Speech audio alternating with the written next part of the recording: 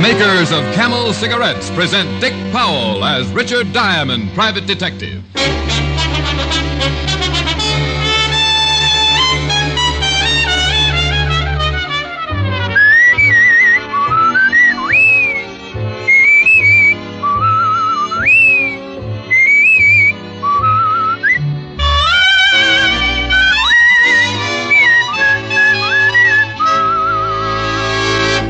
The proof of cigarette mildness is in the smoking. Steady smoking. Make your own 30-day Camel test, the thorough test of mildness. Smoke only Camels for 30 days. Enjoy Camel's rich, full flavor. See how mild Camels are, how well they agree with your throat, pack after pack, week after week. You'll soon see why, after all the mildness tests, Camel is by far America's most popular cigarette.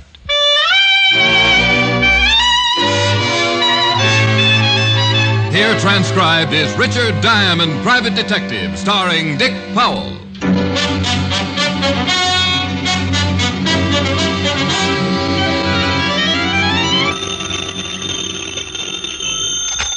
Diamond Detective Agency. Diamond Detective Agency. Well? Hi, Helen. Well? Well, what? Where's the slogan? Diamond Detective Agency is enough. This week, I've decided to conduct my business on more of a refined level. Why? I need the change. I'm getting tired of defending myself. You haven't defended yourself since kindergarten. Are you forgetting the other night in your study? Rick. Now, don't give me that sweet innocence. I should have been decorated for that campaign. Weren't you? Helen. Now, you hang up and I'm going to call you right back. Hang up? And when you answer, I expect to hear the old Richard Diamond slogan and all. Yes, Miss Asher. Bye. Oh, women. Slogan. Let's see. Diamond Detective Agency. Gumshoes resold while you wait. What's the matter with your voice? This is the old Richard Diamond. Oh, Rick. Well, make up your mind. Mr. Diamond? Hold it, Helen. Something I can do for you? Me? No. Yes, if you're Mr. Diamond. Client? I think so, dear. I haven't seen the subpoena yet. Well, I'll talk to you later. Good luck. Bye. Bye. Well, get it over with. Hire me or serve me. I beg your pardon. Just trying to second-guess you. Have a seat. Thank you. My name is Stevens. Arthur Stevens. What can I do for you, Mr. Stevens? A great deal. I charge a great deal for a great deal. I'm prepared to pay you handsomely. How handsomely and for what? $500 for a quick trip to Florida. Well, that's easy. Now, what's going to make it tough? Lucius Timken? Is that a man? Yes. He'll try and stop you. How? Kill you if necessary. Well, that statement just cost you another $250. I anticipated that. $750 then? What do I have to do? Pick up something for me. How old is she? No, this is an object, a very rare object. Blonde or brunette? This is an antique. You're turning into a good straight man. It's a rare European art object worth a considerable fortune. Anything else you'd like to know? The $750 should compensate for your inquisitiveness. Why can't you just go get it? Lucius Timken? He anticipates my arrival. Why did you pick me? Reputation? I've heard I can trust you. All right, Mr. Stevens. How much of a down payment will keep you trusting me until I get back? Let's say $250? Let's say $350, and we can trust each other. It's a bargain. Only if I live long enough to spend it.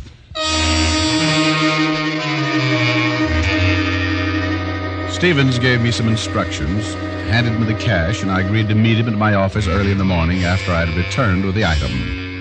He gave me a round-trip ticket to Miami, Florida, a wet handshake, and a smile that reminded me of a man who'd swallowed a mouthful of sour milk. Now, in my business, I expect trouble. I can usually spot it quicker than a lonesome blonde. And as I watched the door close behind Stevens, I spotted it. Trouble all over the place, and Richard Diamond up to his shoulder holster in it. I called Helen, told her I'd ship her back some oranges, went home and packed, and by 2 p.m. was on the plane heading for Miami. Stevens had instructed me to register at the plaza and wait for a man named Shelton, who was supposed to be my contact and deliver the item. I arrived in Miami, took a cab to the hotel, registered, and went up to my room to take a shower and lose some of the stiffness. A half hour later, I went down to the bar to see if I could get some of the stiffness back.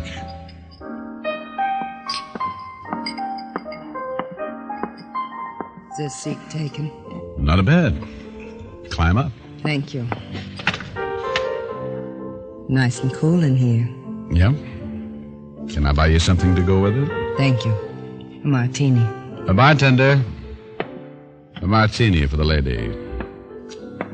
Do you live here at the hotel? Yes. Do you? Just moved in. My name's Albright.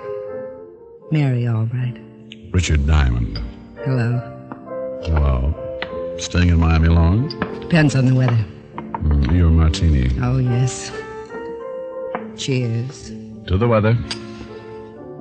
Oh, what kind of weather are we drinking to anyway? Sun, rain, any kind of weather as long as there's something to do. Then let's drink to something to do. What do you do, Mr. Diamond? Oh, start by asking attractive blondes to call me Rick. All right, Rick. What do you do? Oh, make a few bucks. Work when I have to. Enjoy a cool drink in a bar with a girl named Mary. Marion? Not a bit. Have you made the trip yet? Once. Didn't like the weather. Why don't you buy me dinner, Rick? Oh, sorry you said that. Another date? Business. Then I've got to get right back to New York. Well, it was a nice idea. The nicest. Well, I got to be going. Nice meeting you, Rick. Goodbye, Mary. Rick? Yeah? What's the weather like in New York? Cold when I left. If you ever fly up, give me a call. I'll do that. Maybe we can melt some snow.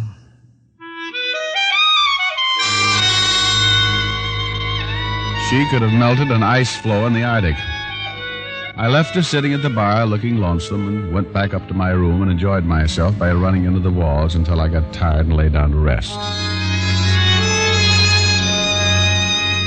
I must have dozed because when I came out of it and looked at my watch, it was nearly 8. My contact was overdue, so I sat up, smoked a Camel, and by 8 I called the desk. Hello, this is Mr. Diamond. Has anybody been asking for me? Are you sure? Okay.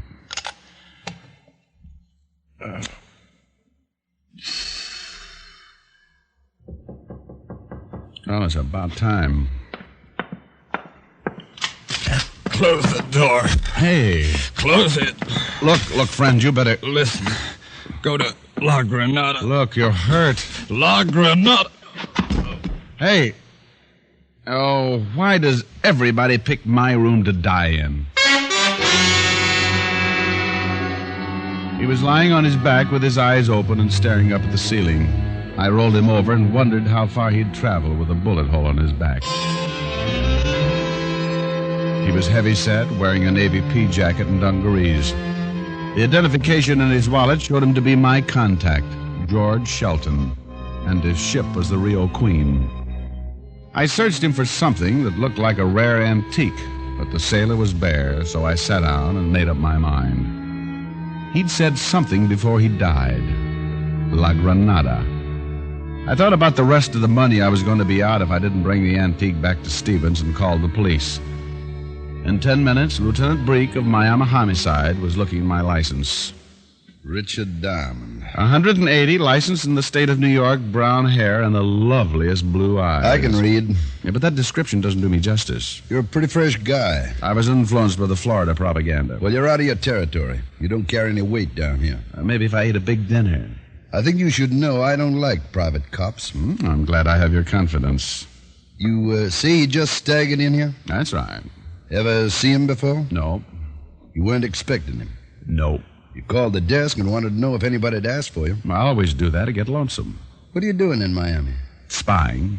I was hired by a California orange grower. You know something? Occasionally. I feel like slapping you around. Well, don't decide on it. I get nasty. You're in trouble here. Oh, call Walt Levinson, 5th Precinct Police, New York. He'll give you references. I'll do that, but I still want to know why this guy picked your room to die in. All right, I'll tell you. I flew all the way from New York just to confuse you. Yeah? Yeah, I haven't killed a man in a hotel room in years. I'm the compulsive type. I just couldn't help it. I think I'll lock you up. Well, do that, and I'll be out in an hour. And I'll sue you for so much false arrest, you'll be pounding a beat so far they'll have to pipe orange juice into you. Look, there's been a murder. Well, I didn't do it. The victim died in your room. You'll have to stick around for questioning. Then question me. There's plenty of time. You look like the type that breeds trouble. Yeah, I took it up after I lost my mink business. I'm going to let you run around for a while. If you're mixed up in this killing, I'll find out about it. Let me know when you do. You'll be the first to hear about it. I watched while the cleanup boys hauled away my dead contact. Then I promised Lieutenant Breek I'd meet him at the Miami Homicide Division at 8 o'clock the next morning. They left, and I waited until I was sure they were clear of the hotel, then went out to find something or someone called La Granada. Out on the street, I decided a cab driver was my best bet. I spotted one about halfway down the block and started for it. I never made it. Hold it. Right there. Oh, give me one good reason. This gun in your back? I'm glad you said that. I was going to be brave. Don't. Who'd know you were brave if you did? Oh, what do I have to do to stay alive? Just be good and get into that car. Okay. Where are we going? What difference does it make? Well, I might like to look at the scenery. Oh, I hate to disappoint you.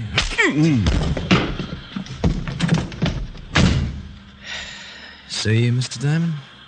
Doesn't make any difference now, does it?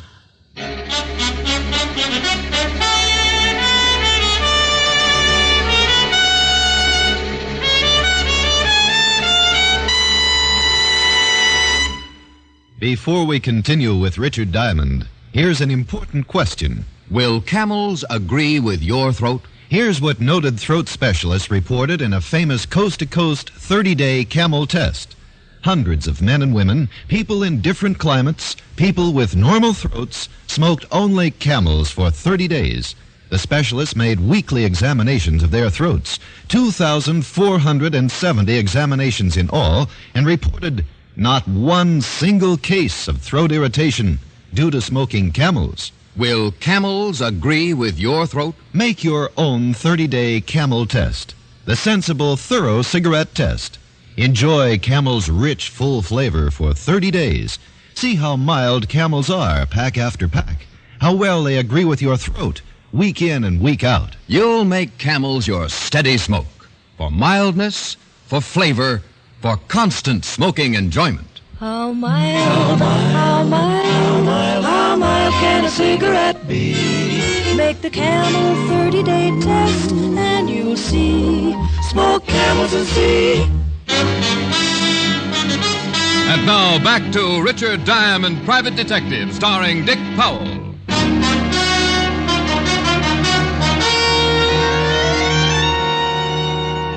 He'd sapped me behind the ear with the barrel of his big gun, and I went down like a block of cement in a well. I don't know how long I stayed on the floor of the car, but when I finally pulled myself out of it and shook the cotton out of my head, I found I was in a room sitting in a chair, looking up at the biggest stomach I'd ever seen.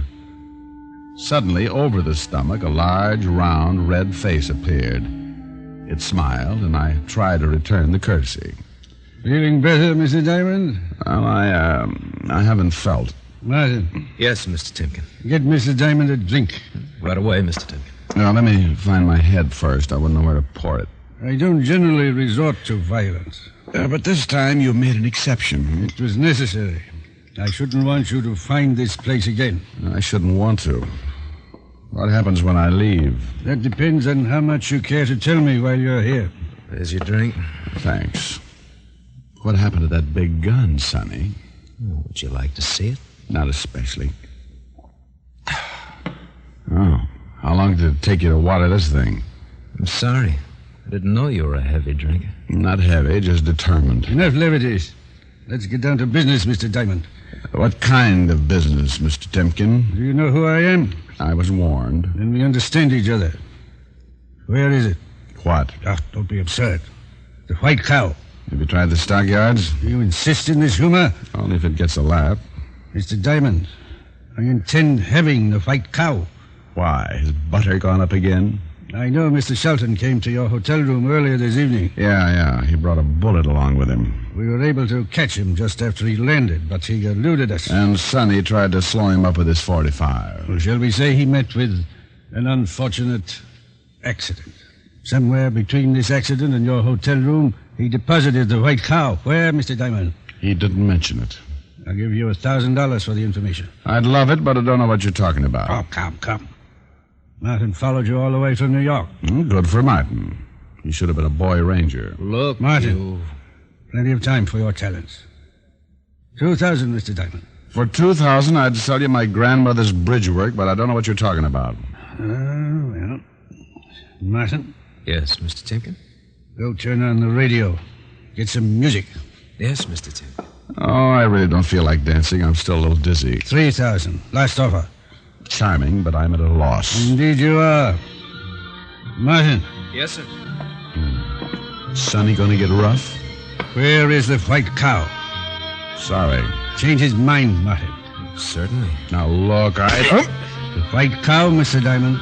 I tell you, I don't know where... The white cow, Mr. Diamond. I don't know. Or is it funny, man? You can go to... Where? No. Where? Really, Mr. Diamond, is it worth it? No. I wish you thought so. Just tell me where it is. I don't know. All right, Martin. Oh, look. Maybe he's telling the truth. Maybe Shelton didn't tell him where he put it. Then he's of no use to us. But then again, maybe Mr. Shelton did tell him. Mr. Diamond.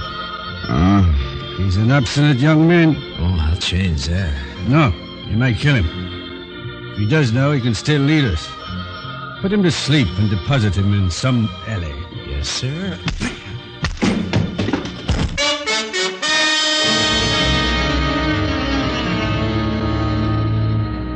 It was like taking a ride on a loose rocket. There was a burst of fireworks, and everything seemed to drop out from under me. This time I went up, turning round and round and trying to hang on. Then the lights were gone, and I was sailing through the darkness, wishing I was someone else. Finally, the rocket slowed down and started to fall, and I slipped and went off on my own. Just a poor, tired, beaten-up little private detective looking for someplace to land. When I came out of it, I found myself sitting in an alley. I thought about all my aches and the money Timken had offered me. I pulled myself up and thought about the miserable $7.50 I was getting from Stevens. Then I staggered out in the street and thought about going to some quiet rest home and turning myself in for an idiot. I spotted a cab and hailed it. Take me to the... Oh, good evening, Miss Albright. You don't have an old quart of plasma on you, do you? What in the world happened? Oh, nothing in the world. I was jumped by 3 saucers. Let me help you in. I'm afraid you'll have to. I was just on my way to the hotel. Go ahead, driver. Oh, convenient. I had the driver pull over when I saw you. What in heaven's name happened? Oh, I was just washing dishes. Honest I was. It's those new garbage disposals. Well, if you don't want to tell me. Let's take the swelling out of my head first. I'll get you right up to your room. No, let's use your room. I don't want to explain this to Lieutenant Brake. Lieutenant Brake? Narrow-minded cop. Would never believe the story about the disposal. Put your head on my shoulder. Which one? This one. I mean, which head?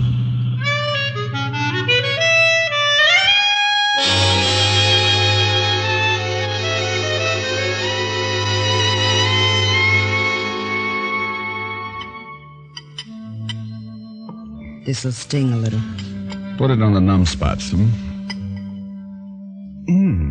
I'm sorry. Well, I'll be right home, Mom. Oh, you're not hurt that bad, Rick. Would you be satisfied with, shall we say, a corpse? You're going to be all right. Yeah, but I'm going to need nursing. I'd love it. Exactly the way I feel. Going to tell me about it? I can't. Secret? Mm-hmm. Just what kind of work do you do? Whatever it is, I'm underpaid. You must make a lot of enemies. I try. Thought you were going back to New York tonight. I nearly did. In a crate. Hey, What's the matter? have you ever heard of, La Granada? La Granada in New York? No, here in Miami, I think. No. What is it? I don't know, but I've got to find it. You asked anyone? I've been too occupied. How about the phone book? Now, isn't that just like a woman? Always being practical? Well, it's just a suggestion. One that might make me look even more stupid than I am. Have you got a book? I'll get it. Granada. Granada. There are two of them. What are they? Restaurant on Opal and a hardware shop on James. Well, it's 11:30. I'll try the restaurant first. Can I go? Sorry, no. You've got to stick around with the iodine. I might be back for a nightcap. The two Granadas in the phone book didn't seem like a place the dear Mr. Shelton would leave an antique, but I went up to my room, put on a clean shirt, and went downstairs to grab a cab. As I started to crawl in, a large arm shoved its way in front of me. Lieutenant Breek was on the other end. You've been busy. Idle hands, you know the old saying, Lieutenant. Where to now? To blow up the city hall. Want to come along and hold the bomb? Look, Diamond, I'm keeping score. I've been checking on the guy who died in your room. He got off the Rio Queen all right, but not when he docked. Some guy named Sampson picked him up in a small boat about 5 miles out. Evidently, he didn't like customs. Evidently. It's an old habit of his, I found out. 2 previous arrests for smuggling. What does Sampson have to say about it? Nothing. He's too dead to say anything. Uh-huh. Well, it's nice talking to you informally like this, Lieutenant. Now give me a parking ticket or let me get in a cab. Got a date? Yeah. You ought to check up on the people you've been keeping company with. Another beating like that, and we'll have to put you in brine. Yeah, think how horrible I'd look. Then you could tell everybody I was your twin. I got out of the cab a half block from the La Granada restaurant and did everything but walk backwards to look like I wasn't going there. I looked the place over and went in. It was just closing, and a little balding man with an accent walked over to me. I'm sorry, but the kitchen is closed, senor. That's all right. I'm looking for the White Cow. Perdone? The White Cow. I don't believe... A man named Shelton left it here for me. Shelton, White Cow? Shelton's a seaman off the Rio Queen. The Rio Queen? Yeah, he told me he left the White Cow here. Well, senor, you can look around, but you can bet me we got no White Cow. It's an antique. Okay. What? The White Cow, a very rare antique. You been in a fight, huh, senor? Yeah, now. You got hit on the head pretty hard, huh? You haven't got it. Oh, sure. You have? Sure. We got a White Cow and a Blue Cow right out in the kitchen. We're going to have both of them for breakfast. Okay. Only I don't think I could show them to you. They don't like strangers. So that took care of the first bet. As I walked out of the restaurant, I made up my mind. If the hardware shop didn't pay off, I was going to get back to New York and hibernate for the winter. The La Granada hardware shop was all the way on the other side of Miami, on a dark street that looked like the inside of a coffin. Evidently, nobody was interested in buying any hardware at midnight because it was closed. I banged on the front door for about 10 minutes, and then, as I was just about to give up, I saw a light and the door opened a crack. Yeah? Shelton sent me. Beat it. Hey, what do you think you're doing? Now, listen. A guy named Stevens sent me to meet a guy named Shelton. Shelton was supposed to give me something called the White Cow, but Shelton died. What? Yeah, and while he was doing it, he said La Granada. Now, if this is the place, say so. I'm running out of nerves. Bill's dead? Oh, you know him. He's my brother. Shut the door. You've got the White Cow? What's your name? Diamond. Yeah. Bill said you'd be by. He led me to the back of the shop, and I watched while he reached into a bin of 10-penny nails. He fished around and pulled out a small, square-shaped object wrapped in oilskin. As he turned to hand it to me, he froze. Don't move. Who's this guy? Oh, his name's Martin. He likes to beat guys up. I'm not going to beat you up this time, Diamond, but you shouldn't have lied to Mr. Timken. We're going to have to kill you for it. This is probably the guy who killed your brother. Yeah. Give me the package. Sure. Toss it. Stay right there. You killed Bill, huh? You didn't tell him enough about me, Diamond. Now you're going to get yours, funny man.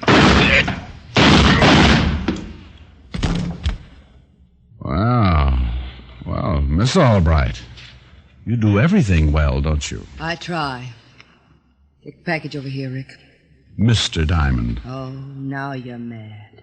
You don't resent it, do you? No. Take it over here. Thanks. Oh, now I see. Pick me up in the bar, wait outside that alley. And if you knew I was in that alley, you must know the people who put me there. Mr. Timken and I are old friends. He's not going to like you killing Sonny. Won't make a bit of difference to him. Oh? You kill him, too? Yes. This package is worth about $500,000. An antique? It's what's in the antique. You buy it in China for about $1,000. You refine it here and sell it for 500 times that much. The federal government won't like it. Who's to tell them?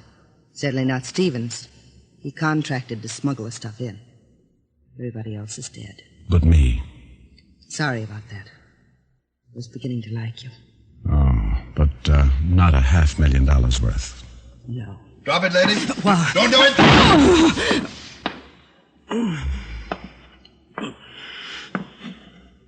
Looks like Grand Central. I'm glad nobody locks doors around here. How did you find me? Told you I was keeping score. You better get an ambulance, Lieutenant. Wish she hadn't tried to shoot. Here. Lean on me, dear. It's the least I can do. The gun will probably be the one that killed this Timken guy. Get the ambulance, will you? Yeah. Rick. Yeah. Looks like nobody gets anything. I got $350 in the beating. I guess I come out on top. Sorry. Won't be able to come to New York. So am I, Mary. There's going to be a lot of snow this year.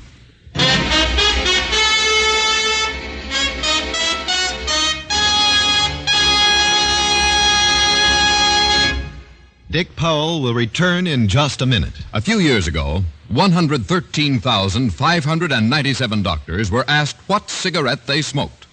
The brand named most was Camel. Again and again, a cross-section of America's men of medicine were asked the same question. Every time, the brand named most was Camel. Yes, according to these repeated surveys, more doctors smoke Camels than any other cigarette. How mild can a cigarette be? Smoke Camels and see. Here's Dick Powell with a special message. Thank you. Ladies and gentlemen, nobody deserves our appreciation as much as the hospitalized men and women of our armed forces. As a token of appreciation, the makers of Camels send them gift cigarettes every week of the year. This week's Camels go to veterans' hospitals, Fort Meade, South Dakota, and Washington, D.C., U.S. Army Station Hospital, Fort Hood, Texas, U.S. Naval Hospital, Yokosuka, Japan. Now until next week, enjoy Camels. I always do.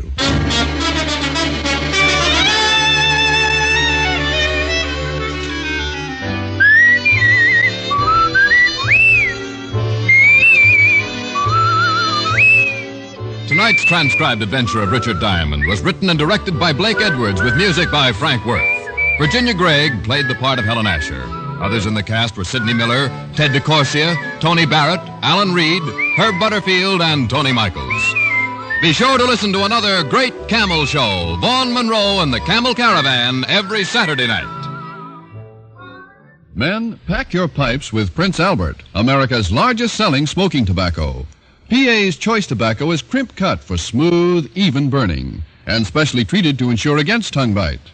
The bite's out and the pleasure's in. The bite is out and the pleasure's in when you smoke Prince Albert. It's specially treated not to bite your tongue.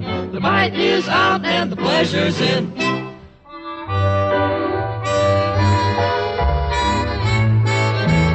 Listen next week for another exciting adventure of Richard Diamond, starring Dick Powell.